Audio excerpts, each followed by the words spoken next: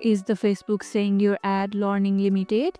Here's how to break through this performance gap.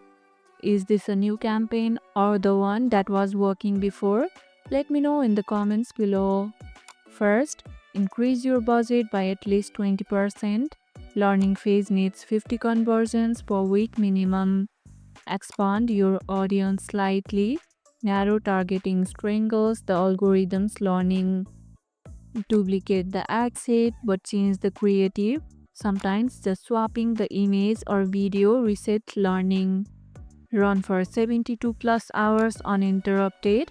Stopping or editing restarts the learning clock. Still stuck? Switch to Advantage campaigns. They handle learning limitations better. Is it working now?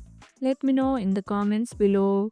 If this video helped, hit the like button, share it, subscribe, and leave a comment.